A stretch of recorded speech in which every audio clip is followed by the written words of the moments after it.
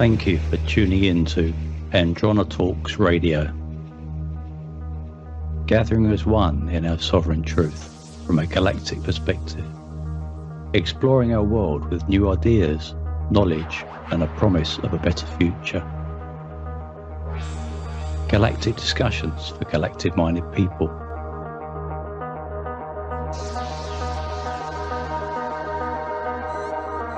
Andronetalks.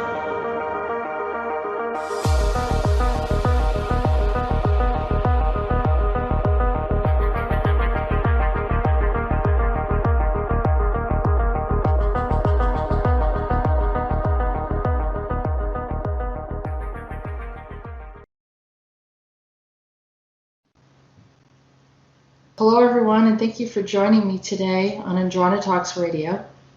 And I am here with Peter Moon, someone whom many of you are familiar with and who has pretty much paved the way in much of the topic about super soldiers, time travel, and many of the secret projects that happened early on, and many of the books that were written that he did along with Preston Nichols. And so without this information, I think that our world would be a lot different right now. It kind of brought us further into the future. So we're learning a lot, and I can't wait to get into the conversation. So without further delay, I'm going to say, hello, Peter. How are you? Thank you for joining me tonight. Thank you, Jessica. It's nice to be with you. So, I started looking at all your books, and I was really thrilled that you were interested in doing an interview with me. I just, it's hard to imagine some of the stuff that's been happening. I actually took a trip up to Montauk and looked around there. I grew up in the Boston area, so it really wasn't that far for me to go over there. And just thinking about, all the different things that happened, and some of the experimentation, and what it might have been like to be there. And the only way that I could know what it would be like to be there would be to talk to someone like you who had these experiences. So maybe you can share with me how in the world this happened for you, how you got involved, and how this kind of evolved into some of these situations that are quite amazing. Well, first I have to ask you: when you came to Montauk, did you drive down, and did you drive via the ferry from Rhode Island or New London to Orient Point, or did you come around through New York City? I did it through. I believe I went through New London, and then I had to take another boat. There was another ferry. It was like two of them, wasn't it? Because there's like a spot in between, I believe. So what ferry did you take? You went from New London to where? To Orient Point usually is where one. Yeah. Mm-hmm. And then you drove from Orient Point down across the North Fork to the South Fork, right? You drove. Yeah. It's a long drive either way. It is a long drive, but it was, I don't know, I just felt like I needed to go there. I went there by myself, and it was something that I needed to connect with and try to understand the whole project and what it was all about. Like I said, I had so many strange things happen to me growing up, and I grew up actually close to the Harvard area, and I know that I was close enough to MIT and all the paperclip scientists. And I did see spacecrafts as a child, actually one hovering over my house at one point when I was about 5 years old. I found myself outside of my house in the middle of the night looking up. And so, I know that there was a lot of experimentation, and there was a lot of strange things that I had experienced just living in that area probably. Of course, certain people are targeted for different things. So, it caught my interest. I wanted to know what it was all about. It felt important enough for me to travel down there And I don't know exactly what I got out of it because obviously I didn't go into any facilities, but it just felt, it had a weird feeling for me being there. I don't know any other way to say it. It definitely evokes that in people, there's no question. Well, we won't go off in this direction right now, but we can come back to it. We can swing back to it for some orientation. But while you were talking, I looked up, it says on Facebook that you're from Newburyport. That's correct, right? Well, I've lived in a few different places. Currently, I am not in Newburyport, but I was there last year. So I'm not really saying where I'm living at right now. You're from Massachusetts. I'm originally from Massachusetts. I grew up in actually Belmont. If you know where Belmont is, it's about 10 minutes from Harvard Square. But you're not in, are you in Massachusetts now? No, not currently. Okay. I'm really not telling people where I'm at right now. I'm not asking you where you are. Yeah. We're in Massachusetts. Well, Yeah. that area, not so much Newburyport, but I once took an entire trip up to, it's near Marblehead. It's a place called Devereux, which is not far from Salem. Yeah. Yeah, I know the area. And consequently I visited Salem, but where my real interest is a bit north of there in the state of Maine, it's a place called Boothbay Harbor that's got some time travel phenomena associated with it.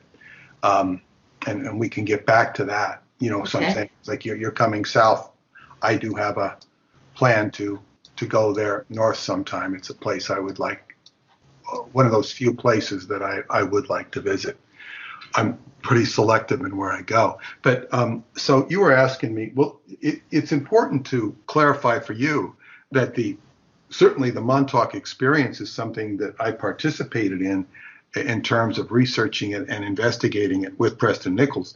But I am not somebody who has ever identified themselves with the Montauk Project as far as having been a participant in it or a victim of it or a perpetrator of it. Okay. That has been attributed to me just, kind of guilt by association. What my role was to write about it and expose it. My background before I got involved with Preston Nichols, I had been on Long Island, moved to Long Island 7 years previously. And when I had first met Preston Nichols that night at the Psychotronics meeting, the Long Island chapter of the U.S. Psychotronics Association used to meet twice a month in Farmingdale, Long Island. And after the first meeting I had where I learned about all this stuff, I said, now I know why I came to Long Island. It was like, boom, it was like fate. And of course, I'd been in Long Island 7 years, finding my way in the business world. But it was previous to that, from the age of 19 to the age of 30, I was very much involved with the work of L. Ron Hubbard.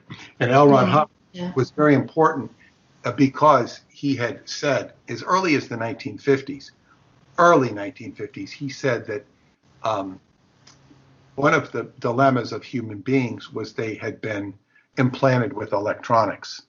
And this was something that had been done to them throughout history. And basically humanity was controlled by electronics. Now, those ideas were far out at the time, and they're still far out. However, when it comes to the technology of 5G and the oncoming technology of that associated with that, people, it's a little more real to them, because what electricity does is it compromises the integrity of the physicality of the human being, and also the mental and spirituality of the human being. So basically, when I was involved in Scientology from 1971 through 1983, I did extensive work on processing electrical phenomena. and that's, of course, that's visualization, that's mental, like Mm-hmm. trauma, visualizing trauma with electricity. For example, if I had a really bad headache, I once visualized being electric shocked in the head, and the headache went away. It's all a matter of visualization and creating an impingement or a neutralization of what's in your electromagnetic field. How that visualize it, how it may or may not translate into observation of past lives, and the relative accuracy of that perception is irrelevant. It's you trying to alleviate the trauma in an individual. So I had a lot of experience having been relieved of trauma, and this is not like, say, I didn't grow up with a UFO or alien complex at all. I didn't even have any, I had an interest in science fiction, Mm-hmm. but basically I was interested in exploring those parts of the mind which were in what's called the hidden unconscious, and certainly that's what I explored. So I left that organization in 1983, and but it prepared me to deal with Preston Nichols, because I had a lot of expertise in that field, even though it was not something I was ever going to pursue professionally. And so in any case, but it came in handy because I'd always wanted to be a writer. And so meeting Preston Nichols fulfilled my dream of becoming a writer. And I was uniquely qualified to not only to deal with the phenomena he talked about, but with him personally, because he was a handful to deal with for some people, and I understood, and he was a genius. But he was also traumatized by this project, Yeah. as was Duncan, as were any of the people who were victims of it. It was so basically what at that meeting were other people involved in the Montauk project, and that's who tended to hang around Preston, people who had involvement or thought they had involvement. And it was obvious they had some sort of involvement in a project like that, because they were under a certain amount of mental and emotional stress and Preston could explain things to them. He made them he helped people understand themselves in this regard. So that's how I got involved in writing this. And of course, as I wrote it, there was a lot of energy to clear. And when I say energy, there was a lot of resistance, and people could get very upset about this topic. And and that's all gone now, because it's now 28 years later since the book was published, and things are it's been accepted into the urban legend status of the Earth. So it's much more than a legend, but it's easiest for people to contextualize it as a legend. Yeah. I mean, you really paved the way for a lot of people like myself who was trying to figure out where I could fit in society, because it felt like everything was very strange and odd. Experiences that I couldn't really validate, or I knew it happened. Other people would even knew it happened. And yet still it's very hard for people to comprehend, even if it's right in front of them. You talked about L. Ron Hubbard, and L. Ron Hubbard, people, they have a certain opinion about the Church of Scientology, as, whether they call it a cult or they call it this and that. But he was brilliant. He was very, very aware of things that a lot of people were not aware of. He was like a futurist. Very much so. And, for him, there were advantages and there were drawbacks. And that's just, unfortunately, that's the way life works. And you can wonder why him? Why him? Why did he, first thing when I encountered, why did he have such a strange name? Why did he call himself L. Ron Hubbard? Yeah. Ron Hubbard. I mean, his name was Lafayette. It's an awkward name, but still, it was like, what kind? I've never heard a name like that before. There are people who use their first initial, but yeah. So why him? In fact, as a matter of fact, I just released a book called L. Ron Hubbard, The Tao of Insanity, which goes into the occult aspects of L. Ron Hubbard and the Scientology movement. And I will be doing a further book in the future, I don't know when, about his involvement in the Babylon working and going even more deeply into his occult relevance in the world. Not necessarily the Scientology reference, which of course that's a reflection of. Mm-hmm. But yeah, so he had a lot of unique insights into the human mind, and people can see that very evidently in the fact that what he did. People like to say that he didn't know anything about the human mind. He wasn't a qualified psychologist, and he had nothing to do with the intelligence community. Well, he did have something to do with the intelligence community, but there is no intelligence officer nor psychiatrist who could do what he did. No, what he developed for people really changed their lives as far as helping them to clear. And I did experience some of it. I did go and take some of their course, their sessions, or whatever you call it. And I had such clarity a few times. It broke through some areas that were repetitive, and kept being triggered through the subconscious, which kind of directed me into doing past life regressions and also helping other people. But what he devised to assist people in the process of clearing emotions and trigger points in the subconscious was brilliant. I mean, like I said, he what was he, 16 years old or something like that. He started traveling and asserted himself both mentally and socially with people much older than him. So yeah, he was definitely a unique individual and had a whole different perspective than what we're accustomed to looking at. Did you do that in Boston? I did, actually, right in the Back Bay area, as a matter of fact. Okay. Yeah, I went a few times, and then I was just like a little blown away by some of the stuff that I started to remember. I do have some interesting recall of past lives and different incidences, so yeah, I had to step away for a bit just to really take it all in. All right, so I'm gonna wheel this around back to Booth Bay Harbor, and your neck of the woods, or your old neck of the woods. Mm-hmm. But so anyway,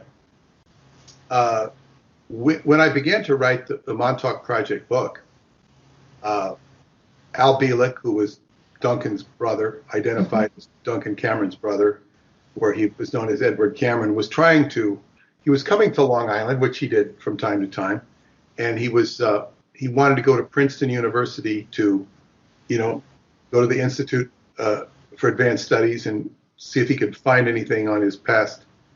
And so Preston thought it would be an excellent idea for me to meet Al Bielek. I'd already, sat next to him at the initial meeting, but I didn't really meet him. And so to meet him and to take him down to Princeton, and Al would tell me his version about Montauk. So I drove him down to Princeton, where he met with this airline pilot who was a, student of ufology. And we went to the Institute for Advanced Study. We were really misdirected there, but that's another story. But on the way down, Preston had told him to tell me everything. And what he wanted to tell me was about the mysterious Anderson family. He said that Montauk was a disaster. It was a failure, ultimately a failure, because they were trying to make experiments with time travel that they were successful at, but what ensued was a disaster. And he said the Anderson family were the custodians of time. He said it was George Anderson, and George Anderson is mentioned in the book as the person who meets Preston he's a security guard at Camp Hero when Preston goes there, and Preston he basically meets with Preston later and kind of gives him a wink, wink, nudge, nudge, and kind of tells him how he can get on the base and retrieve all this equipment, which has been left behind. So he had a note or a letter from a disposal agency to secure the equipment, but Anderson told him some things. So he said this Anderson was a important character, and he said there were two Anderson twins in his own life that had placed him in his technical school or oversaw his education, that were from Nutley, New Jersey, and then so they were key characters in his life. They showed up at the Airborne, or one of them did, at the Airborne Instruments Laboratory where Preston Nichols worked in the 80s, and who were big contractors at Montauk. And he said that the Andersons had gone to New Hampshire, where they had gone to a spaceport and left for Alpha Centauri. That was a weird and wild story. Wow. However, we fast forward. He told me this in 1991. Okay. I don't think I ever mentioned it in any of the books initially. It was just a story. Now, I would later, immediately when I started getting involved with Preston, I discovered a great synchronicity around the names Wilson, which I won't go into in this talk, but a lot of synchronicities between the name Wilsons and Camerons. I wrote a whole book, Montauk Revisited, Adventures in Synchronicity, which all trailed back. Well, I'll just say where it all trailed back to was Marjorie Cameron, the wife of Jack Parson, who together, the two of them together, participated in the Babylon working with Jack Parsons. So the names Wilson and Cameron were a very heavily laden, potent force in terms of magical energies and synchronicity, and I had encountered that. So I was already familiar with name synchronicities. But when he told me about the Andersons, I said, wow, okay, Andersons. So, okay, we fast forward from 1992 to I think it was 97, maybe 96. And there was a character who subscribed to my newsletter, the Montauk Pulse, which has been in print since 1993. It's available for those who are interested at skybooks.com. And the subscriber was Dr. David Anderson from the Time Travel Research Center in Long Island. And I thought, oh, there's that name Anderson appearing. Oh, he has a Time Travel Research Center. What the hell is this? And I was not impressed, because I got a lot of letters, hundreds of letters per month back in those days, from people who were either sharing information or trying to impress me or others. So when I saw stationery with the Time Travel Research Center, it didn't impress me, because I said somebody can make stationery. So anyway, but I sent him the newsletters. Then in 1998, on August 11th, there was a grand cross in the sky astrologically.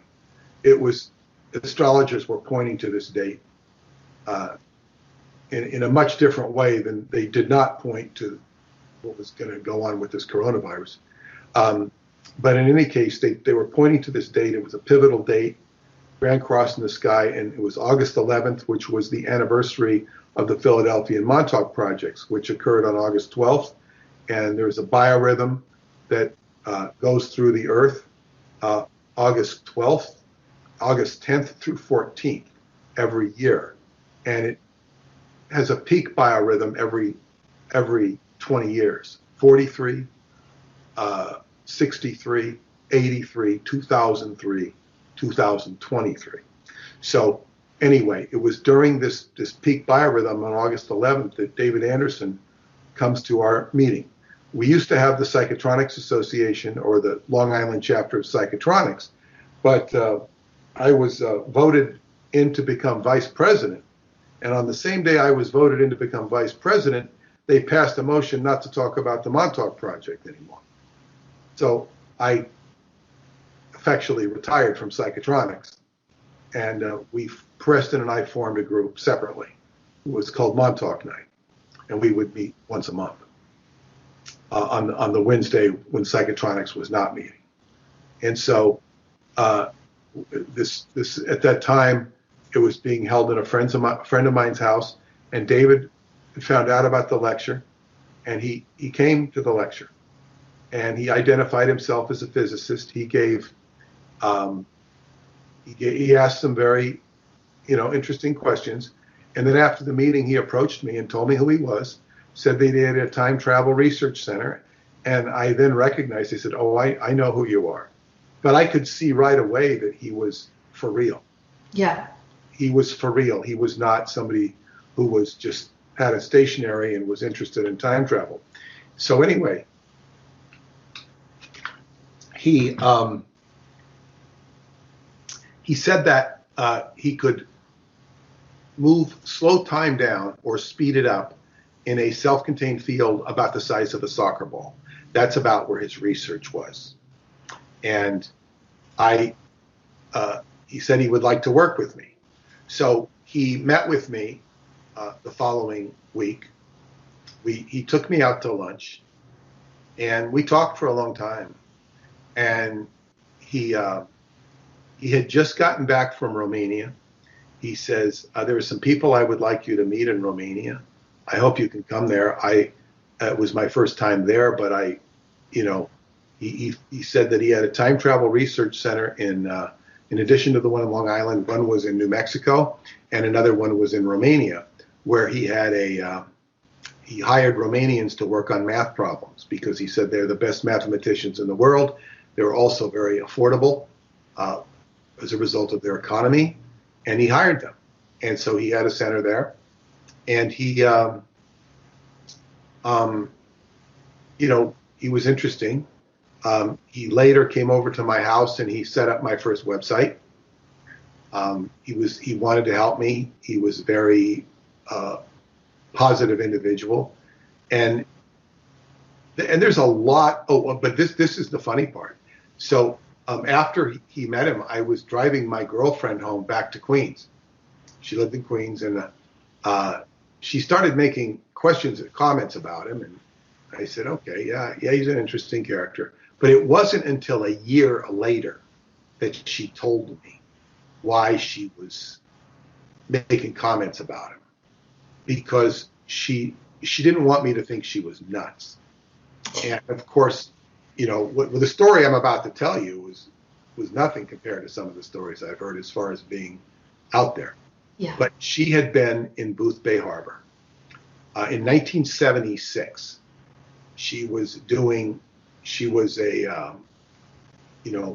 Went to the conservatory, Boston Conservatory of Music, and she was a student there, and she was a singer, and she was singing for a stage production at Summer Stock that's in the Booth Bay Theater. And Booth Bay, for those of you who don't know, is in Maine, and it's they've got a playhouse up there, which still exists to this day. So she was up there, and she said it was very odd. She was with one of her fellow performers, and after the night after their last performance, they went in to get their check from the theater, and the stage manager was drunk. There were all these broken liquor bottles, and she said, "Oh, this is weird. We got to get the hell out of here." They weren't going to deal with him.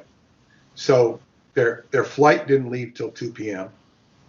And they said, well, we'll spend some time at the beach. So they went to the beach, and I guess they got to the beach and they realized they forgot the blanket in the truck or in the car, the rental car.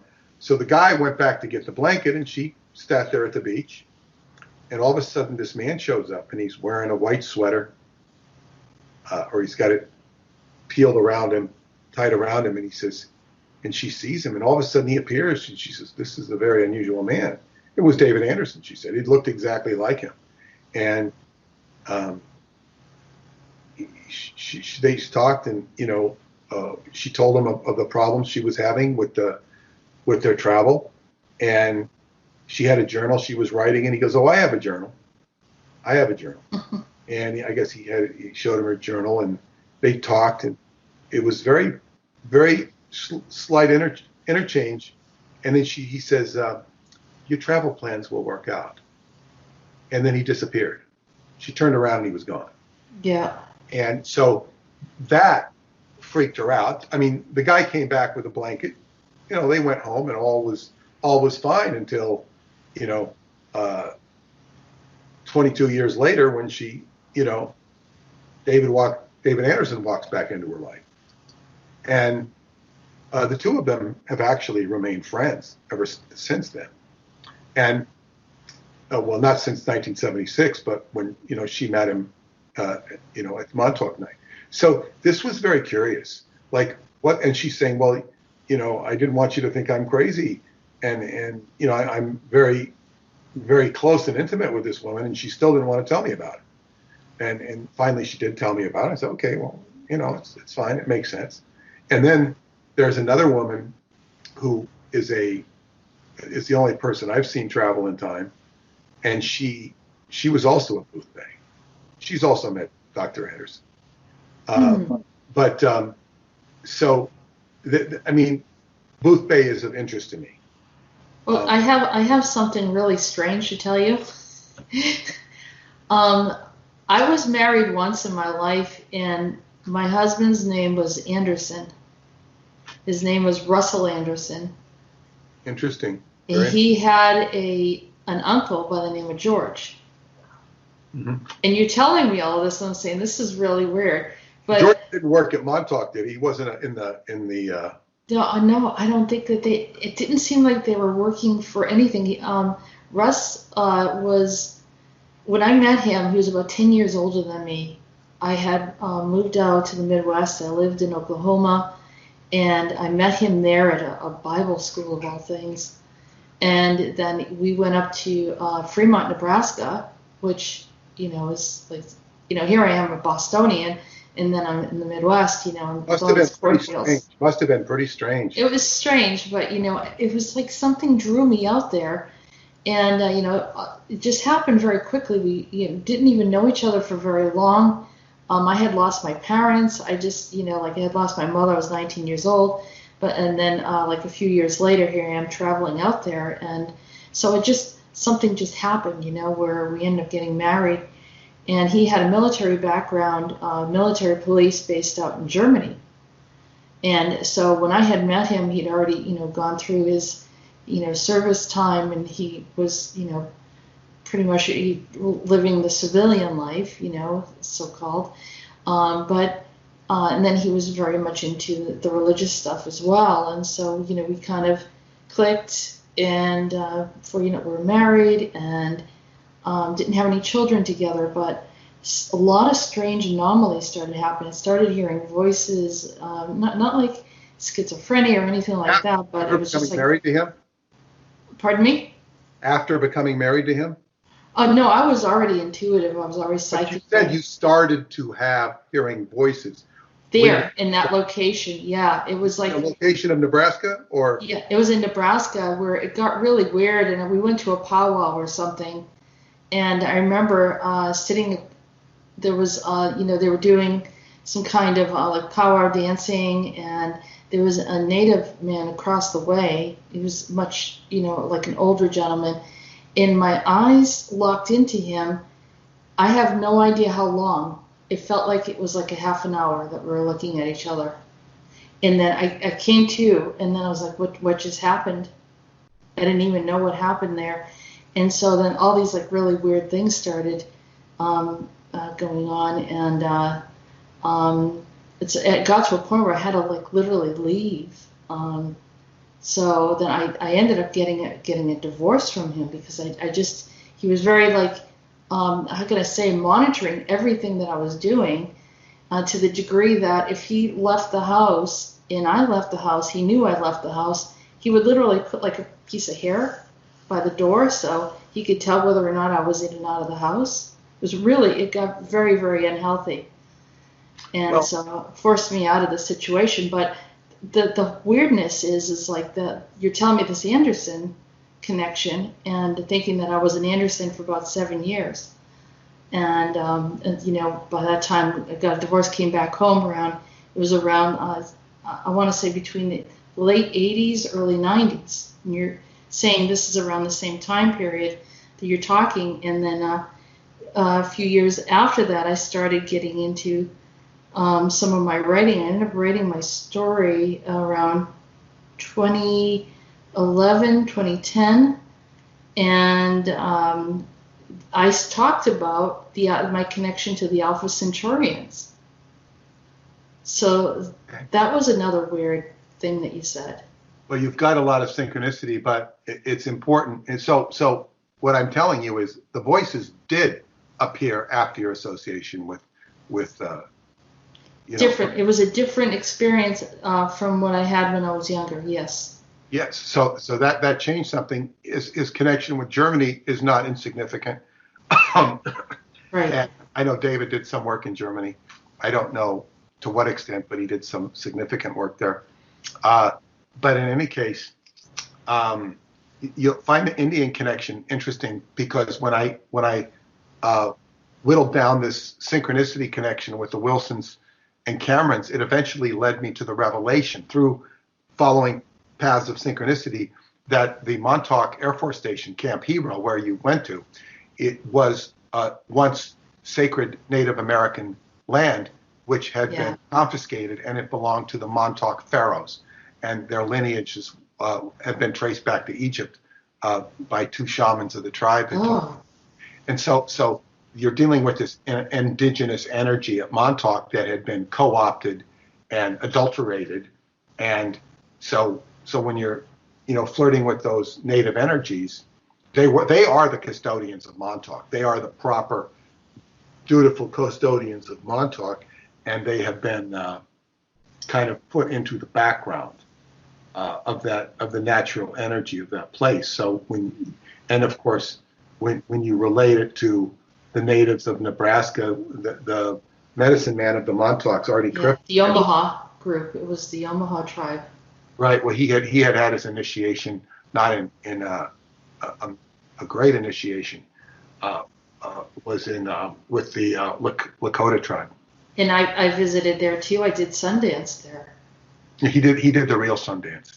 He's the only one who's ever done the whole thing.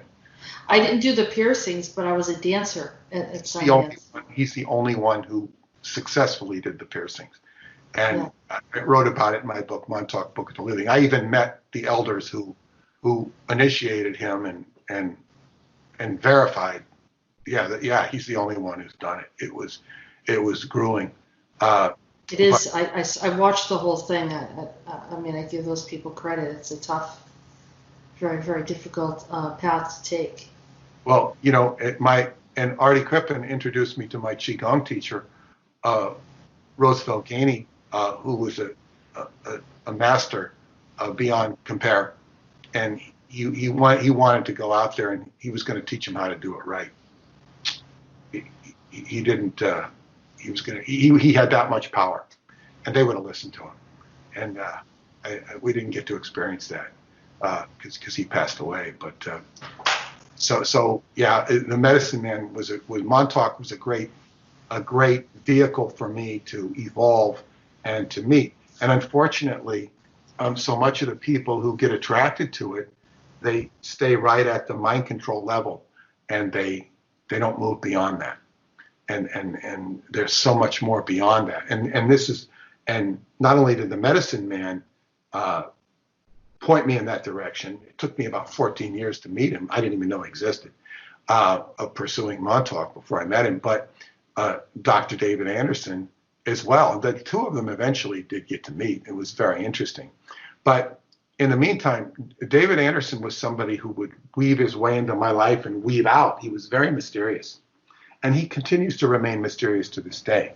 And at the time he introduced me to his work, I put him on page 3 of my newsletter because he was moving time in a small fashion. It was remarkable, but I wasn't going to make it front page news. So anyway, without going into all of the drama that ensued between 2003, when he departed from, or no, it was 2003, and 2008, when he came back into my life. He was forced after 2001 and 9/11. He had to shut down the Time Travel Research Center on Long Island. He said he was forced to shut it down. He was having security problems. People were breaking into it. And he moved to Rochester, where he was working for Bosch Industries, and he was working on high-level security systems, biorecognition, which I assumed he was doing, and I still think he was, to create security so you could only get in with bio-identification.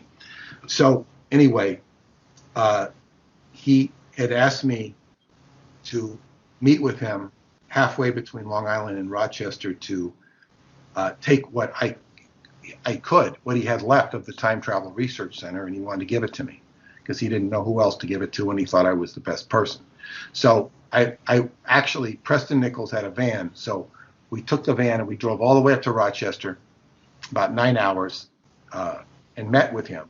He could only meet with us for 15 minutes, and afterwards we took all this stuff into Preston's van, most of which was books, and there were some artwork, tapes. He was going to make a museum for time travel.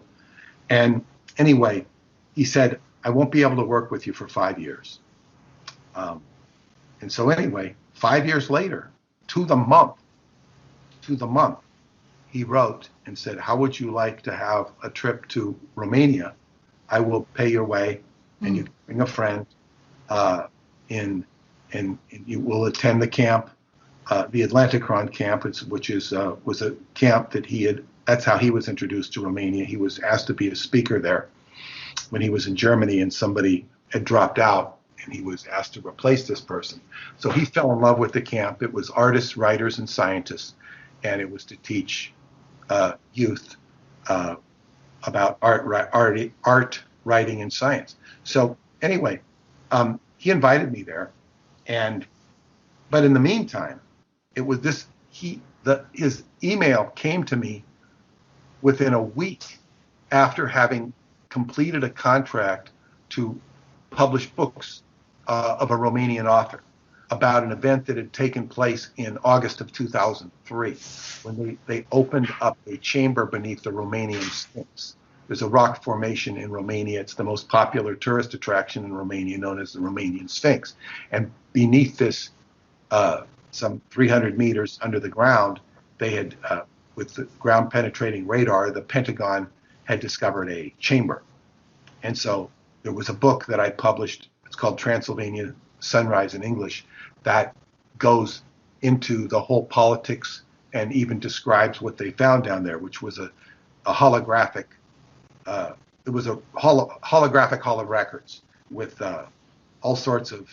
It could show you a history of the world. It could read out your DNA.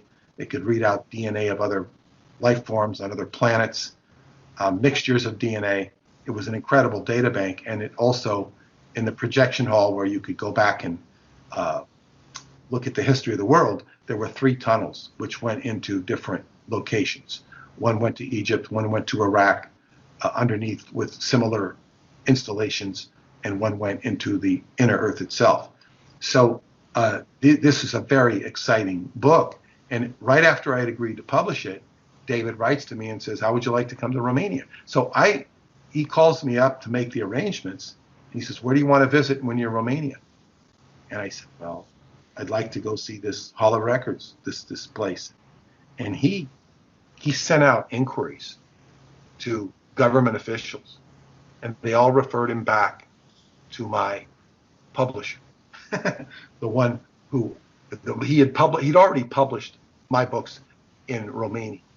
And when he published the Montauk project, Radu Cinemar, the Romanian intelligence agency, saw it. He says, he wrote to him and says, how would you like to publish my book, which is now Transylvania Sunrise in English. So when I published that book, I was invited to, or agreed to publish it. I was invited to Romania by David, where I attended the camp at Atlanticron, where I have gone virtually every year since 2008. It probably will not be held this year because of the coronavirus, but I was there last year for their 30th anniversary.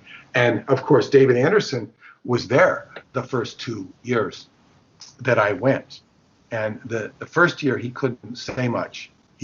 But he said that he would be going back into the time travel business, and I would be the first to find out about it. So he put up a website. You can now see at the AndersonInstitute.com, and then the following year, I guess he put up that website the following year, and after he lectured extensively on time travel technology and culture in 2009. And I attended those lectures. I was also invited to participate in giving lectures. He'd run out of steam, and I'd get up and talk, and I'd run out of steam, and it was like tag team lecture. And of course, I was very fascinated. A lot of what he said went over my head. It wasn't until, and that year, during the lectures, a girl he had introduced me to the previous year and had interviewed me for a paper, very intelligent interview. She had volunteered to take me to Romania's most sacred grounds, known as Sarmă-Segetuza. So this girl, Nicole Veselkovsky, who's now a professor of economics and teaches English in China, and she took me there, and we had an incredible adventure, and where that location was to change my entire life. It's known as the Great Spiritual Journey or Pilgrimage in Romania. And I've taken several Romanians there who've never been there before. And I've taken many Americans there as well, and people of other nationalities. It's an incredible place. But anyway, so that was my introduction to Romania. But that was 2009. The next year, Nicole says, "Are you coming back?" I said, "No, it's not really in my budget." So she's Orthodox Christian. So I said, "Why don't you say one of your Christian prayers, and maybe I can go." Within 24 hours, this woman, Marta Thomas, who I knew, called me, and she says, "I want you to take me to Romania this year. I want to do a tour there, but I want you to take me." She says, "I'll pay your way." I said, "Okay," okay, it's good, it's fine, we'll go. So actually, we went there and met my friends from Bulgaria. I have a publisher in Bulgaria, and Nicole, I got her to, use Nicole as our guide. And so I got taken back there. The following year, I was taken back there by Jeanette Crowley. Jeanette Crowley is a trans medium, and she's got a very big following. And she, so I went there with 40 other people. I was the esoteric guide. And I had quite an adventure with some of the things that we got to see. Climbed this huge mountain, spent the night on a huge mountain 3 hours north of the Sphinx, and also I had incredible dreams. I got to visit an incredible cave, and the second time actually. And so we just had an incredible time on that. And then one of the women on that tour said, "You should be giving lectures up here. I want to do this again." So she took me back the following year. We did a tour then, and that tour was 2013. So in other words, I was being brought back there. Budget was no longer a consideration.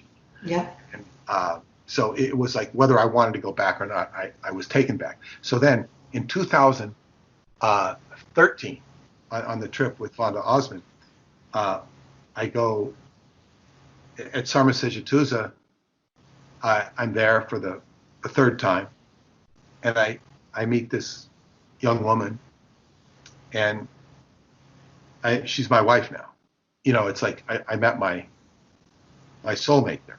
Mm-hmm. It was like I wasn't I didn't want to get married. I never wanted to get married, because the first experience, I said, okay, I had enough of this. I didn't believe in marriage. Yeah. But, this was an offer I shouldn't refuse. And it wasn't her offering me. It was just it was just It was the right thing. it was the right thing to do. Yeah.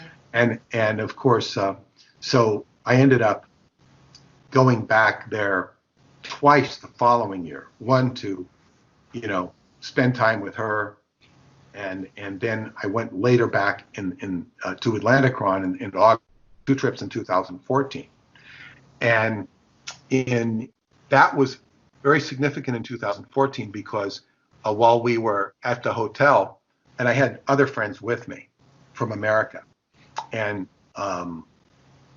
my wife Paula was with me, and so we did different things on different days. But there was this archaeologist who I had met in May, and people had always been trying to get me to meet him, and so finally I met him, and then he comes back and he arranged to take us somewhere. I didn't ask to go. I didn't even particularly want to go. I was happy to just sit there in the hotel and be with, Paula, my wife to be. But so I said, okay, everybody's going. We got 2 cars, and we went, and he took us to this cave known as Choclavina Cave. And he explained that this cave had a lot of bat guano. It was known for its bat guano, and the dictator Ceausescu had opened up the road to the cave so that they could use this bat guano in explosives. It's also highly prized as fertilizer.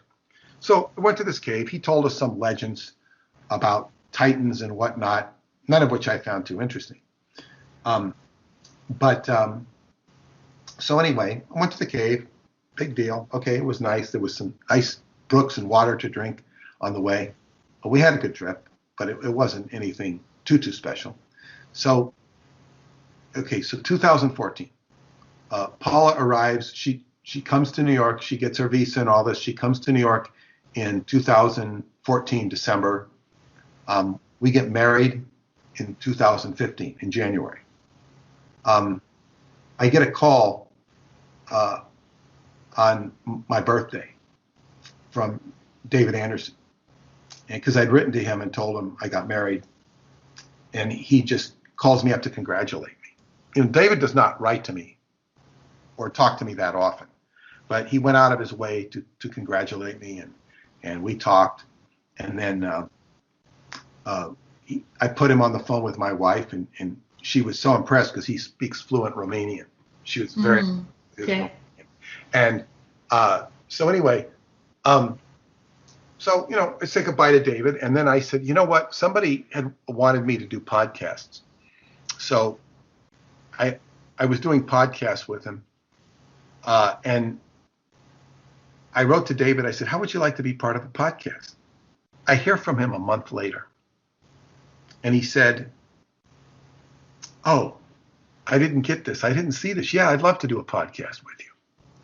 And so this began a series of conversations, which were the most lengthy and valuable conversations I'd ever had with him. I go over, fly across the world to see him. There was not much meaningful dialogue. He wasn't that. Because you were busy and no, other things. It's about being busy. He just was not open to talking about certain things. Yeah, he'd talk about this, that, and the other thing. We'd have meals together, but it was mundane conversation. We might talk a little bit about my work, but no, he was not open to talking about what would have been interesting to talk about. And the third year I went back, there were all these Navy SEALs at the camp, 3 or 4 of them, and they had their own tent. And I was told by one of the Romanian ladies in the government, she says they're here to, monitor David. They don't want him here. And so, oh, wow. And so David never came back to the camp.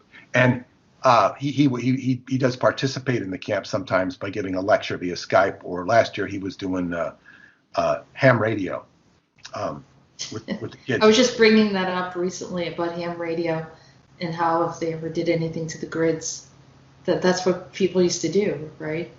Yeah, and he has pointed that out, stressed it recently. But so anyway, I'll just continue this thread because it's very interesting. So anyway, meanwhile, one of the greatest early contributions of my wife is that I started, for some reason, after David called me, I started to go onto his website, which is now back up. It was down for a long time, AndersonInstitute.com. And I started to break it down. And I remembered the information from the lectures. It was like 5-6 years earlier, but I started to understand it. And I would complement it, my study of it, by going into complete darkness. And darkness is a Qigong technique, which I won't go into here. But anyway, I go into the dark room, I'd read the stuff, and I'd tell my wife, and she just sit there like a sounding board. She's a master of language and business. She's not a science major. But she would listen to me, and she would help me just by listening to me. And I began to understand this stuff. So I put it into my newsletter.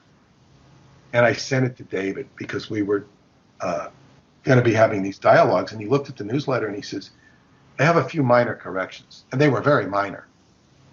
And he said, this nobody has ever taken the time to explain and break it down so simply. He said, is it okay if I use this when I go to lecture at a college or somewhere? I said, well, certainly. It's your information. And so anyway, we were having, and I would then, the next following fall, I would put these into videos, that information into videos, which anybody can go see for free at the timetraveleducationcenter.com, the timetraveleducationcenter.com. So what David then, so anyway, we're going to do this podcast, and he arrives on time, but he says, look, at my microphone's busted.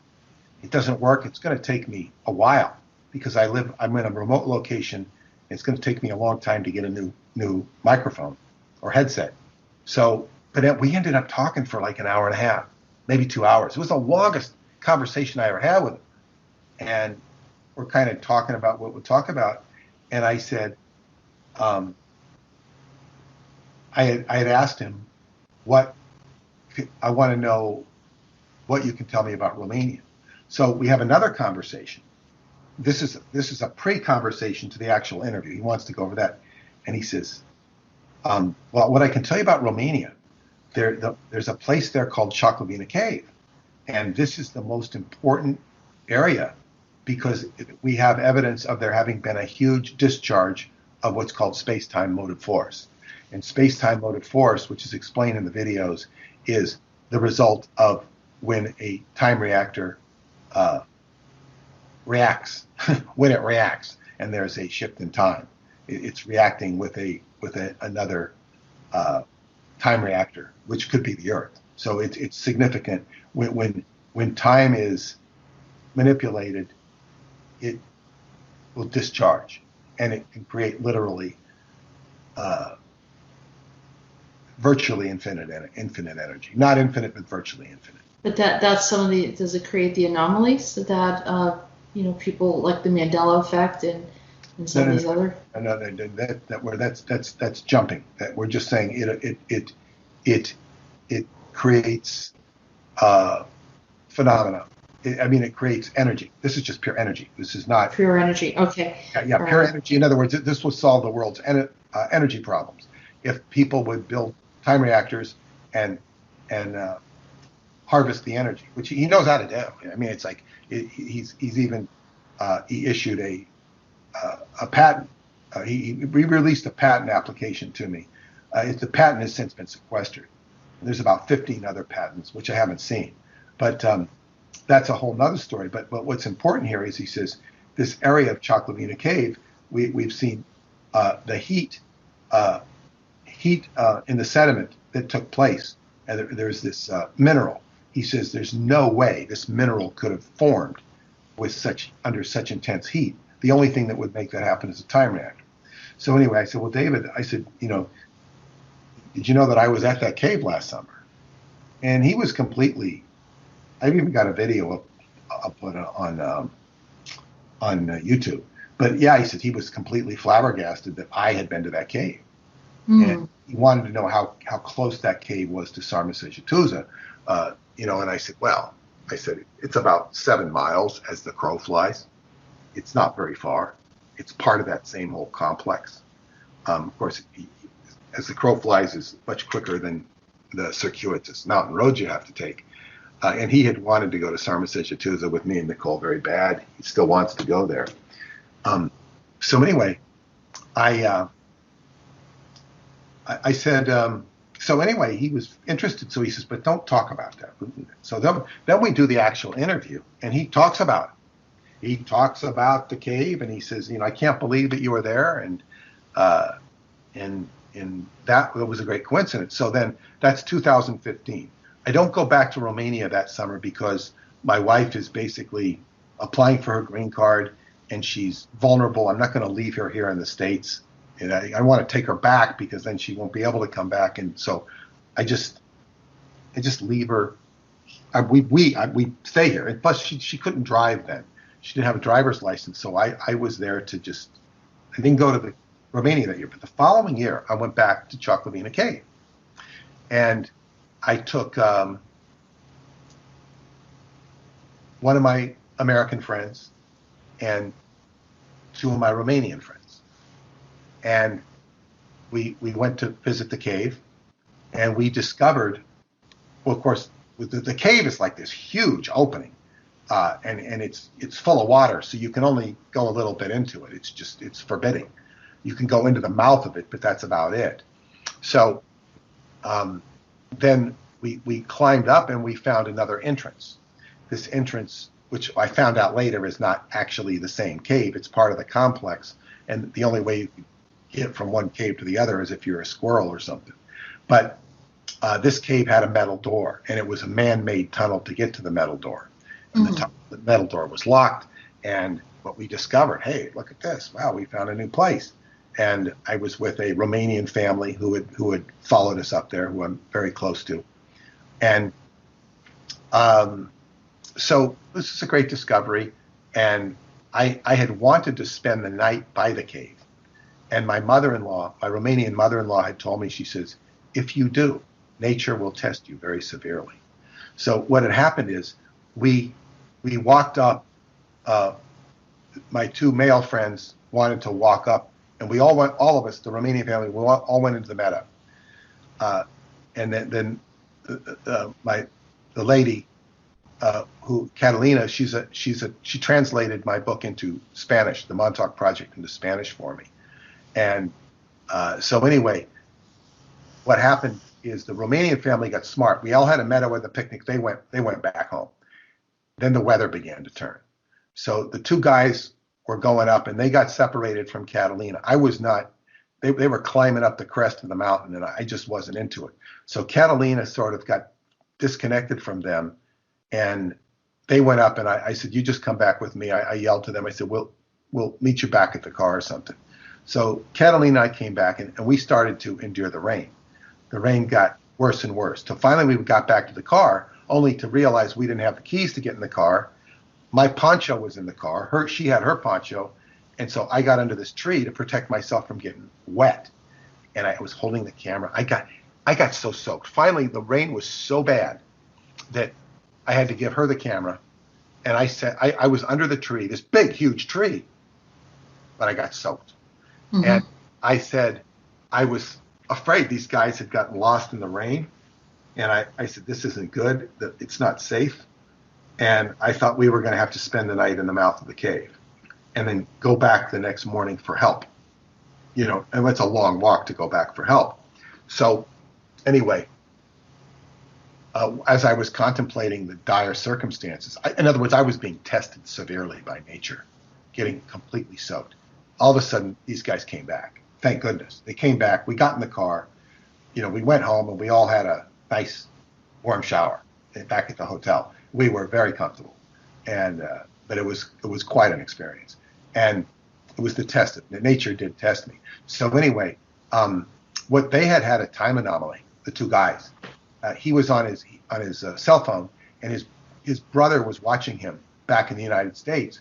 But all of a sudden, he disappeared, and the brother was getting on his phone because he was following on his phone. It was all of a sudden saying that his brother was in Kosovo. He wasn't anywhere near Kosovo. So it was like, wow. And they did experience a time anomaly, and just kind of now we're here, now we're not. But that was over Choclavina Cave. So anyway, then that was 2016. So I couldn't go back in 2017 because I had a health issue. So I went back in 2018, which is 2 years ago. And in 2018, I had brought about 6 Americans and 2 Romanians, at least 2 Romanians, and we had quite an adventure. And we went back to the cave, and we get to a fork in the road. And so, which way's the cave? I go, it's that way, but let's go up here. Let's see what's up there. So we start going up this mountain road, and it gets pretty steep, and it gets pretty uncomfortable. And we all decide mutually that we better turn around. This is getting too much. So we turn the van around. It's a big van, and we see these kids climbing up a gully, and they've got backpacks. So we all start debating, who are these kids? Where are they from? And the 2 Romanians get out and talk to them. And they're Romanians scouts. They're scouts. And they said, come up and see German. He knows everything about this place. He knows everything. Come up and see him. So we turn the van back around, and it's a quarter of a mile up, they tell us, and we meet German. It's a wonderful man. He's got a camp. It says, open Choclavine. I said, why is it in English? He goes, I don't know. It's in English. So he started talking about the Philadelphia experiment. He doesn't speak English very well. Yeah. But he starts talking about, and they start telling him who I am. And this was very interesting. And everybody loved him. He, in true Romanian hospitality, he, brought us wine, he fed us, and says, come back to the camp. It's open, it's here. So everybody wanted to come back. And so we discovered, I said, oh, this is great. I can go to the camp, and I now have a reference point that I can be close. I don't have to go to the hotel and drive back and forth. It's like, wow, we're right here. I mean, it's a little drive to the cave, but it's not that far away. So anyway, then we went down to the cave. We went back to the metal door, and it was locked again. However, I had found out when I got to Atlanticron, one of my Romanian friends, who was pretty highly placed in society, I'll say, had learned about the cave from me. And he went into the cave with about 40 of his students, and past the metal door. He wouldn't tell me how he got past the metal door. He would not tell me, but he did. And he showed me, I still have video of it that I got from him that I haven't posted. I haven't had time to go through and edit it, but he found big bones that he said were from giants. He said, because he is a doctor, and he said these are human bones. There's some bear bones, but these are human bones. And he said they're giant human bones. He wouldn't touch them. He considered it a cemetery. He wasn't going to take them for analysis. Yeah. He said he went about 3 miles into the cave. He said it's very dangerous to go in the cave. 1 or 2 people disappeared, but they came back and they had weird experiences. And he said it was dangerous for that reason. So he got into the cave. So then last year, I went back. 2 weeks after I got home, I got an email from a friend of mine who's a movie producer in Romania. And he said, and I hadn't heard from this guy. He studied at NYU in New York, and we were going to do something together. But he writes to me and he says, I was just with German, and he said an American had been here 2 weeks earlier, but he didn't remember the American's name. And he says, oh, it was Peter Moon. It must have been Peter Moon. And the guy, oh yeah, that's his name. That's right. So so he says, so this guy Andre showed me a picture of him in a cave. It was incredible. This all these stalactites, and I thought it was Choclavina Cave. It turns out it was a cave a couple of miles away that he walked to. And I said, well, that's incredible. But he basically made the arrangements for me to go back and visit German and visit the camp the following year. He made this, Andre made the arrangement. And I met with Andre in Bucharest twice, before I went on the trip and afterwards. We had, and we're hoping to get his incredible film produced in or distributed in America. That's a whole other story. But he knows more about esoteric Romania than anybody I've met. But in any case, so when we went up last year, last summer, of course, this time when I went with all my American friends, there were too many fighting and dissension amongst the group because this is what the energies of the place do. They're all very nice people, but there was too much. There was something going on. The energies dispersed people, and there was a lot of energies that didn't work out. So this year I went back by myself, only by myself, and I stayed with the Romanian family that had been up with me before, and the man Catalin, he took me and drove me with his son and another girl from the camp who was, one of my best students, and she pulled her way into going on the trip, and it was good she did because she had the time of her life, and her mother knew me, so it was all good, and so we the four of us took this trip, and the scouts were out. We attended the scout camp. That night I'd been sick, which is a whole other story. I'd gotten sick. I got very sick, and so I was still recovering. We get there that night, and I gave the guy some money. Says we're gonna be. He had 4 beds we had a room full of bunk beds that we could stay in, and I gave him what they said was more money than was needed, but I wanted to show my appreciation. He comes back half an hour later and says, "How would you like to go to the cave tomorrow?" And I think, no, I don't want to go to the cave. I'm too tired. But I said, yeah, I want to go to the cave. So we put on equipment and we went 1 mile into that cave, into that big wet cave. We climbed over rocks. We climbed through streams. We were in that cave for 5 hours. And it was being that I was weak and not feeling well, I just pushed. And I had, in some respects, I had the time of my life. So when I got out of the cave, I said, I want to build a ham radio station because we'd been doing ham radio at the island, and David had been participating in that. So I'm planning to go back this summer, and I've collected money for a ham radio station to be put at the cave, not exactly at the cave, but at the camp.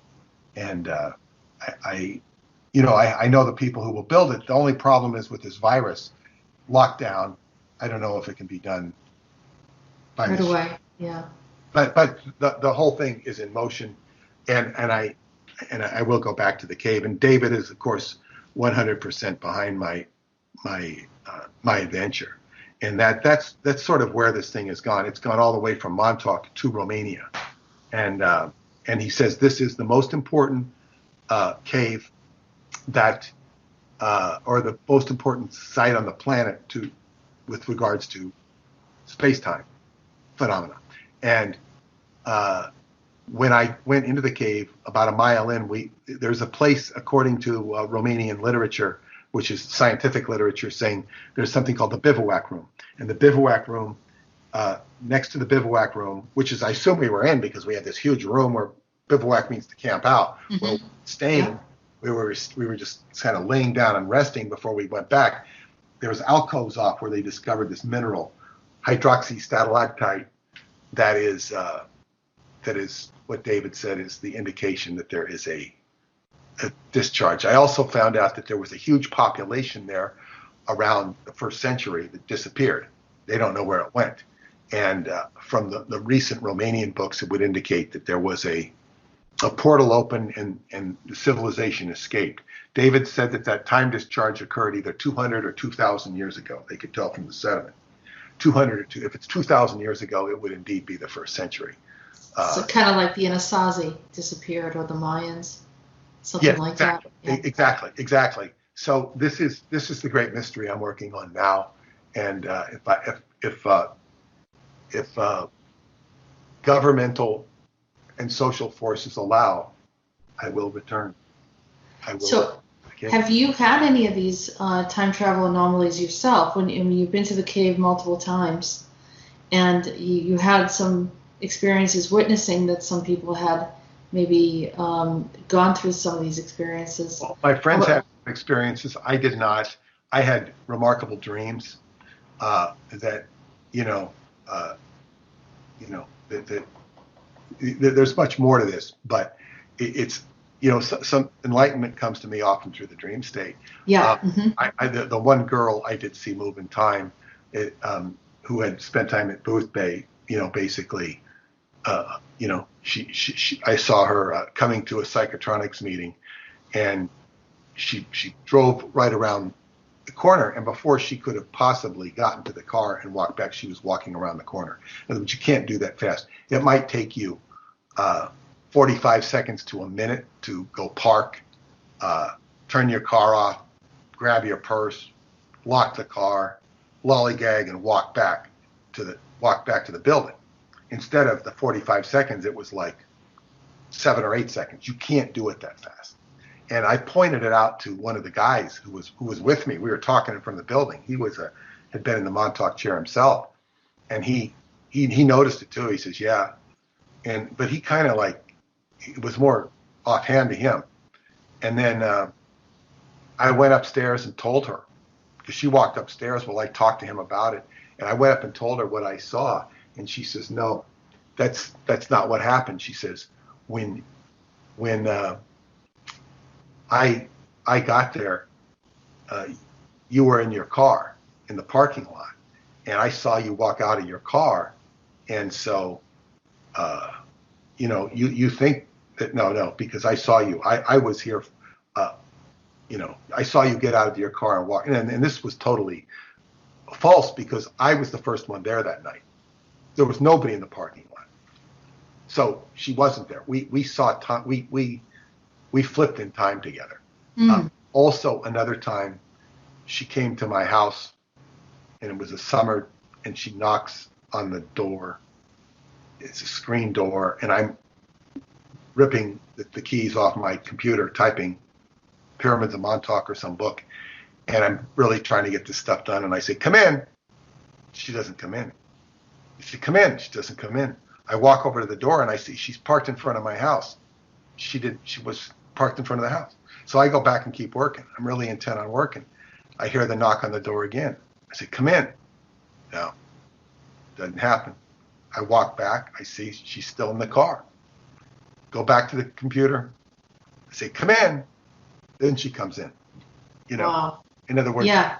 I was hearing her out of time. And I told her what had happened, and she says, "Your perception, not mine." She was defensive.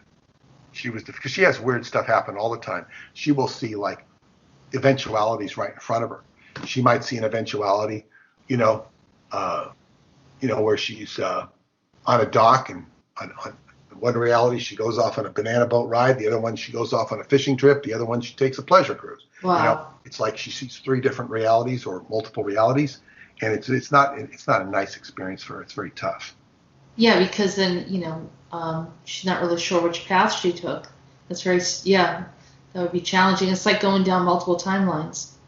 Exactly. So, I mean, I'm a pretty grounded individual. So, the most spectacular experience I had, I think, in the dream state was when I was working on the Montauk project, and I had a dream that Preston Nichols brought me into a place that looked something like, it was really decrepit in that movie 12 Monkeys, and it was just kind of an isolated, looked like a sound stage. Yeah. And basically it was a little closet alcove, and it looked like what would be similar to an electric burner on a stove. The circular burner. Mm-hmm. Yeah. He says, "Stand on there. It won't hurt you. Stand on there." And then he hits a switch. And then he stands on one and hits a switch. He goes into one next to me, and then we come out. And I think he says, "We're in 1943. And we walk outside, and there's all these military trucks. They look like military trucks from the 1940s, from like a science fiction movie or something. Wow. Or a, alien movie when all the army trucks are out. And then we walk back, and I see Duncan Cameron on a flatbed. And he says, "We need a piece of equipment that needs to be fixed back there." And he points his thumb like I'm the mechanic, and of course I'm not a mechanic in real life. So I said, "Why the hell is he telling me this?" And of course it had to do with fixing whatever was wrong with Montauk, fixing the time, because that was my role as the writer. And that's what that dream was introducing me to. So David Anderson, I never well, I would say this, right after I had that dream, I talked to Preston about it, and I said, I think maybe the stuff is more real than even I thought, or even than you thought. And he says, well, Preston says, it's only a dream. He says, this technology is only a dream. Even though he believed it and went through it and had weird experience, he says, don't expect anything. Don't expect just a dream. So he didn't want to get my hopes up. So then that was 1990, 91, 92, 91. And then here it is many years later, in 2010, Dr. David Anderson announced that that his technology had gone to the point where he could send people back into time. It was capable it was safe to send people back in time. He does not talk about any of that stuff. But it has the capability. The technology has gone become highly evolved. And since that time, tomorrow is the 10th anniversary of when I last saw him, 2010. He appeared at a conference I had participated in at Montauk, April 9th and 10th, and the 11th. And David wanted to meet me, so I said, well, I'm going out to Montauk that weekend. So he says, can I make a presentation? And he did. And I didn't announce it publicly. I told several of my friends privately. Most of them couldn't make it for one reason or another. The medicine man and I were both giving a talk out there, and the medicine man, and so David showed up, and he showed us a video presentation of an early prototype of the time reactor, where we saw an amaryllis plant grow in 3 minutes what would normally take 3 or 4 days. And I was not allowed to take video of it. But he gave an incredible talk, and I said, what do you want? And then we went to breakfast the next morning. I said, what do you want to talk to me about? Oh, I wanted to see what you want to do at Atlanticron this year. What project would you like to do or talk about? And I said, I want to do a movie. So that was it. And that was the last time I've ever seen him. Of course, I've talked to him on the phone more than a few times since. The last public presentation he gave was about 2.5 years ago. No, 1.5 years, almost 2 years, 1.5 years ago, when he appeared on Skype at a conference on Long Island that my mother-in-law was doing. And he talked more. He said, the best information about Choclavina Cave has not yet been released. So it was a great presentation he gave. And that's the last I've seen of him. But that's where Montauk has gone. It's, I really didn't go down. I went down into my personal experiences in Romania. I did not go into the books in Romania. Is that because the Anderson family took it there to Romania, or just the energy shifted in that direction? Well, all I can really do is speculate. But what I would say is, of course, David, I've told him about the Anderson family and whatnot. He does not necessarily relate to it, nor does he deny it. But it seems to fit the bill. He's obviously the custodian of time, at least in my world. So he's very mysterious. He's okay. He's been doing a lot with ham radio lately, which is interesting in and of itself. Yeah, like I said, it's kind of weird that I brought it up, but because of our lockdown situation, it only made sense to me that this is the way they used to do it before, the current technology that we have now. And everything seems to be, depending on probably decisions in our reality or context of existence, however people refer to it, and the way things are changing and shifting at any moment, almost taking weird turns that, if something like that were to happen, that people would be more prepared. And that's interesting that you're bringing it up, because I think it's kind of someone letting us know, you're confirming that this is something that we should be mindful of, or at least, some of us should be prepared for that. I don't know how hard it is to put something like that together, but. Well, indeed. So basically, what's happening with the Romanian story, there have been 6 books published from Radu Cinemar, the Romanian author, and I'm working on the 7th now, on the translation of the 7th book now. And we won't go into these in this conversation, but they're remarkable books about making contact with a civilization inside the earth. And the whole, I guess what you call legends, religion, ancient heritage of Romania is very unknown to the outside world. Yeah. Something I've had a lot of exposure to. My marriage to a Romanian woman is an adjunct to that. It's not, they're not mutually inclusive, but they do dovetail together. So it's a very, where all of this has gone, the focus has gone from Montauk to Romania, because what they were doing in Montauk was not so good. What they're doing in Romania has a lot of redeeming features. How David parlays into this, all I can say is that he says that the most important site is in Romania. I imagine there's other things he knows about Romania that he can't tell me. I asked him if he'd be interested in going to the cave with me. Yeah, very much interested in going to the cave, but it's not on his itinerary this year. So, I don't know that he's ever been. I don't think he's ever been to the cave. I think he might have been there. He might have looked at the area. I don't know. I mean, these are mysteries. I hope to find out someday. So he prefers other locations when he's in Romania. I don't think he goes to Romania very much anymore. Okay. I don't know, but I mean, I don't have his travel sheet, but I don't really know what he does.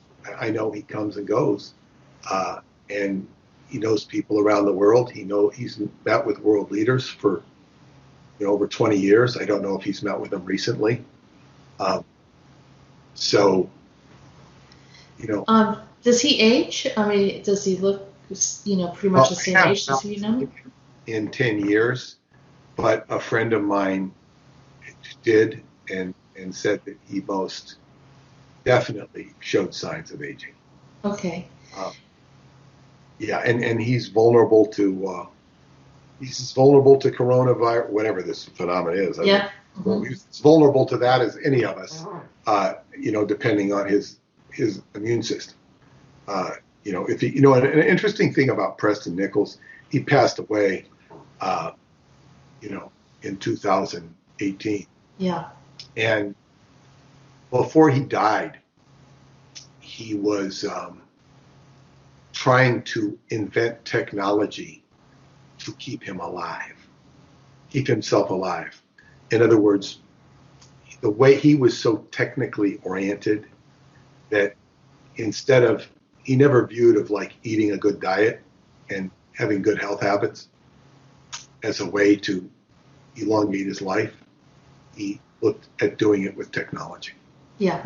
And that's, because that's how he saw the world. Technical. Well, it's a lot easier to just accept your humanity and to eat right and live right, Yeah, I didn't know if, because of the access to, like you said, some of the technology, if there was some reverse aging, because I have seen people that have done reverse aging, but they claim to have an ET connection, and it's visible, but when you meet different types of people from different walks of life, you wonder, what's going on. But there are people that are hybrids or ETs that are, amongst us now. So David, does he seem as if he is, like a hybrid, or is he affiliation with any specific ET species or anything like that, that he's alluded to? David is a scientist. So he's not dismissive of any things people say to him, but they're not really, he can't embrace that as a scientist. He positions himself as a scientist. He talks as a scientist. Perhaps the most interesting question I got out of him once, and I asked him, and I said, I told him about the most interesting character one of the most interesting characters, I find him the most compelling, is in Transylvania Moonrise, the second book of the Transylvania series, is a character they called Eleanor, who participates in an alchemical tradition that literally does maintain your youth. Mm-hmm. This youth in Jew. So anyway, I might meet this man someday, I was told. So anyway, but the thing is about this character is that what was I going to say? We were talking about David and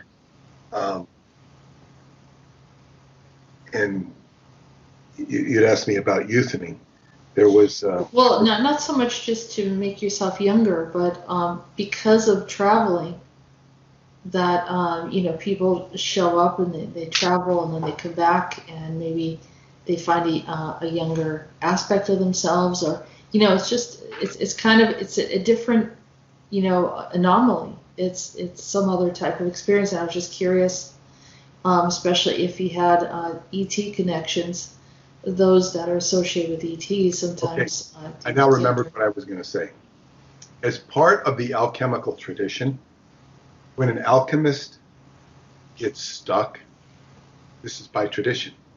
He can't crunch numbers or minerals or whatever he's working with anymore.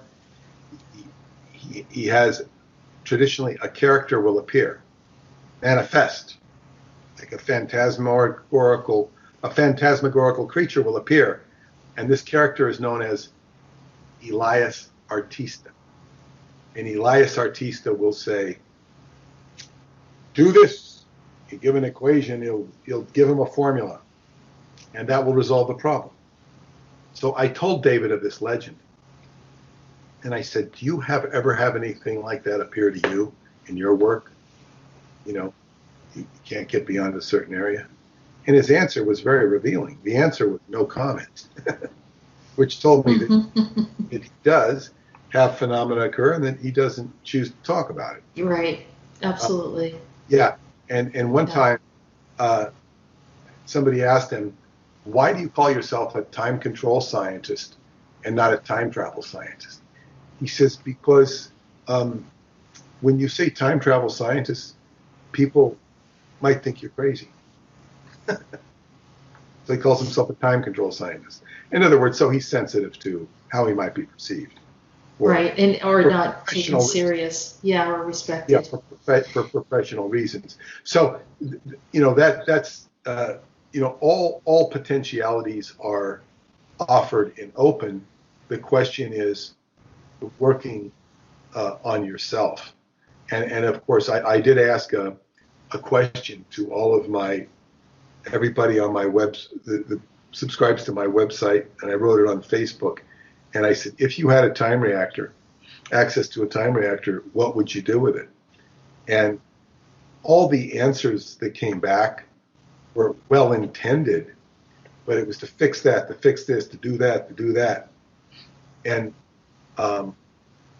both my wife and one of my friends pointed out, one of my friends gave a good answer. He said, it's an opportunity to work on yourself. And none of the answers were about looking inward or working on yourself. They're about to fix things that are external, like, fix the economy, fix world health, fix poverty, fix whatever, fix Trump, fix Biden, fix the government, fix Congress. Fix the COVID. Now it would be fix COVID.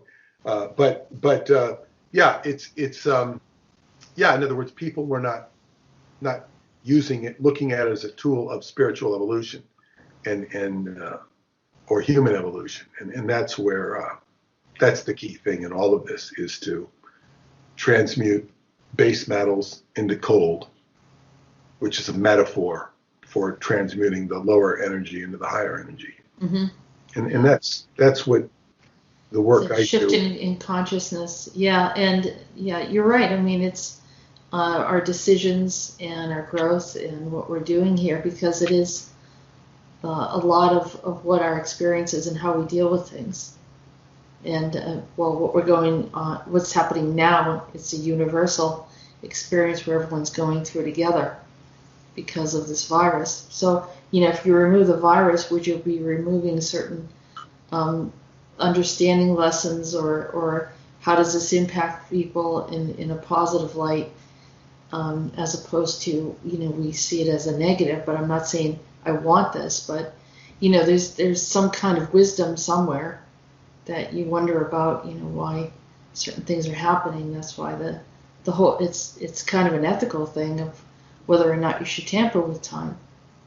It's stressed that very many times, indeed. Yeah. So it's a curious thing. It's very curious, and that the person that travels is never the same again. I have had a time travel anomaly. I was heading to a place in Exeter, New Hampshire, and there was some incidences that happened there with abductions. It was a couple that got abducted there a while back, I think in the 60s maybe, or 70s maybe. But anyhow, I was traveling. I was about, I don't know, maybe about 5 to 7 minutes from my destination, and suddenly, as I'm traveling, I ended up like 20 minutes away in Amesbury, Massachusetts. Mm-hmm. And I'm like, how in the world did I get here? It made absolutely no sense at all. I was on the correct road. Nothing had changed, and suddenly I was about 20 minutes away. And, I would have made a drastic turn or go on another highway or something to get there, but it didn't happen that way. So, to this day, I don't know how that happened. But like you said, there's certain areas that we don't know why, but they seem to have that kind of energy. Well, and Duncan Cameron, there was with him, if you took a ride with him, was a phenomena that I noticed personally at least a couple times. You're in the car with him for, an hour and 15 minutes, or what seems like an hour and 15 minutes, and it should be an hour and 15 minutes, and it's like 50 minutes have gone past. Time was different. And I think, really what that is that our perception, it's all about our perception of time. Mm-hmm. Time is sort of like if you could imagine walking onto a movie set, or like the what do they call it? The holodeck in Star Trek, and everybody's kind of stiff. In the movie set, the people are all frozen. Yeah. And walking around them. That's really what time is, except that it's a consecutive bunch of stages where you walk one. It's like if you're watching a football player. Well, now he's got one foot on the ground. And then you go to the other stage, and he's got the other foot on. You look at all the other football players, and all their feet are different. You're going from stage to stage to stage to stage, and they're all subtly different. And then if you could walk and flow through the stages, like you could, fly with a gown on or something, like a magician, and fly around and look at all this stuff. That's what time is. That's really what time is. So what I would say is, there's a frozen Jessica in New Hampshire, and there's another frozen Jessica in Massachusetts, and there's all the frozen Jessicas in between. And it's like your consciousness, this is a simplified simplification. Your consciousness went from one to the other. Mm-hmm. Best way I could explain it. It's wild, isn't it? It's really. That's not a surefire explanation, but that's my ad hoc explanation for you, and to help you think with it. Yeah.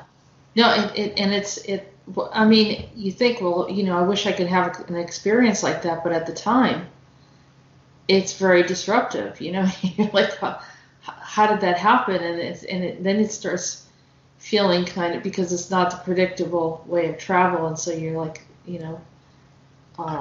What I would say as we sum up here is that I sympathize with you of not fitting in this world, and at this station of my life, I'm pretty well adjusted to life, Mm-hmm.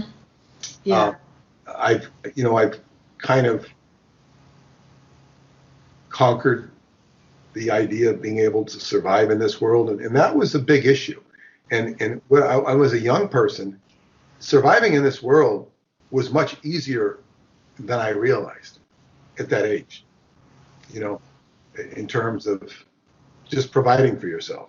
Mm-hmm. Yeah. Younger, it seemed very intimidating, and it was much easier, even though I had a job and could pay for myself and all that.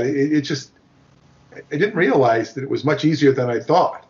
And now for kids growing up today, it's not as easy as it was then. Not at all. Right. But at that time. So, but the thing is fitting into this world is challenging. It's not a world that is always forgiving. It can be the opposite of forgiving, particularly if our attitude is not good. So sometimes, it's easier to just go through life and depend on the regular and go through the regular state of evolution. People seek for the paranormal. Sometimes, I think more often than not, it's not in their best interest.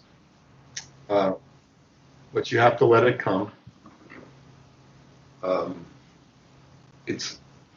We're all walking through this world, and you try to understand it. You try to get to the bottom of things, and where it all ends up for me in this lifetime, I can't answer you. But I can answer you that I have decided to want to step it up. And I think 2023 will be a significant happening. I think so too. Yeah. To my work, because it's just it would make sense. And so many people have checked out of my life, and they didn't check out because they got tired of me. They checked out because they passed away. A lot of my people, that were even younger than me have just passed away. So people check out, and I'm sure they don't miss this coronavirus, but I plan to stick around for a good while. Well, I hope you do. I think that you helped create a foundation of information. You recorded everything and documented it in your books. How many books have you written, Peter? Oh man, I probably 16 or 17, and I published about 22 or 23 or 24. I mean, I put out 2 in the last year, and I put out 2 this year.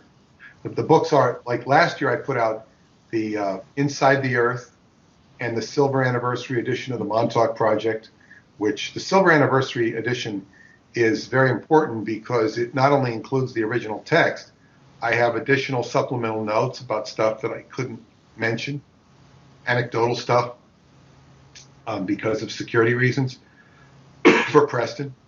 Mm-hmm. And then I also add to that the investigation that was done, which documents that the Montauk Project did in fact occur. The only thing it was short on was the time travel, and that's now been provided by Dr. Anderson, and I discussed David Anderson in there as well. And of course, I encourage people to go to the timetraveleducationcenter.com website, where you can just give your email and you can watch 7 free videos on which will demonstrate that the science and mathematics of time travel is within the bounds of ordinary 8th grade math and science. Even though it's 8th grade level, it's not that necessarily easy to grasp the first time because your mind doesn't think that way. But it's definitely does not require anything advanced other than the Pythagorean theorem, which is very simple. Mm-hmm. Very simple. I mean, you can look at a video on the Pythagorean theorem, and I don't explain it in the videos. I say, if you don't understand the Pythagorean theorem, go watch a video on it. That's all you need to know. It's like 8th grade level math, and that's the most complicated. But it does require you to concentrate and think. So, that's it's. Let me say it. The work is very underappreciated because people are too stuck on the problems and, for lack of a better word, the bullshit of life. Yeah. That goes with life and the coping and the stress and all that. So. And it's kind of there is a group that there a lot of people want to be identified as a super soldier, and that's like a whole cultural thing that's kind of come up. I'm not sure how many are actually super soldiers, but there's all of these. It's just very interesting for a lot of people. Like I said, you open up the door, you and Preston Nichols. Of course, Duncan Cameron, and I'll be like, with the Philadelphia experiment. So more and more people who have had any experiences like that, by them sharing, it helps us to kind of get a base level of understanding, or at least the possibility that, that some of these things, can happen or have happened. But I know that it's kind of getting a little late, and I just want to say I would love to have you come back again and share some more. And also, the best place where people can purchase your books and also your website. Yeah, the skybooksusa.com website. You can purchase the books there. You can also find them on Amazon, Kindle, Nook, and iTunes if you want them in electronic format. Okay. Any podcast or anything like that, would that also be on your website? Well, I have. If you can also subscribe to the Time Travel Education Center for $13 a month, or for, it's either $69 or $89. I don't remember what the price is. You get an annual subscription, and you have access to all sorts of different videos and podcasts that I did, generally on the subject of remote viewing, but it goes much deeper than that. Kind of exposing the subject for what it is, not what people think it is. And also I have long interview with Dr. David Anderson on that website, and some of his work on that. And you can get all my newsletters if you sign up for that. All the newsletters I've done in the past, and I put the books on as I write them. So it's a very informative website. And there are podcasts all over YouTube as well, in addition, that I've done ad infinitum. So it's not hard to find Peter Moon lectures if anybody's looking. Well, Peter, this was a real treat for me. I mean, I really feel like it's something that I could, have been thinking about for quite a few years now. And I feel, very happy, privileged that I can meet you. I never got to meet Preston Nichols. I did get to talk to Duncan Cameron. And, it's a great experience. I just want to thank you so much. I know this was reaching out to you. I wasn't sure if you would be open to an interview, but I'm thrilled that you did. And like I said, I'd love to have you come back again and continue sharing your stories, because I think this is something that anyone that's interested in the topic should hear from the earliest stories, which is pretty much the foundation of what everyone else is building upon at this time. So. Okay, well, it was good to be interviewed by you. Thank you very much. All right, thank you. And thank you to all our listeners. We'll be back again. Continue listening and check out those websites. Have a good night, everyone.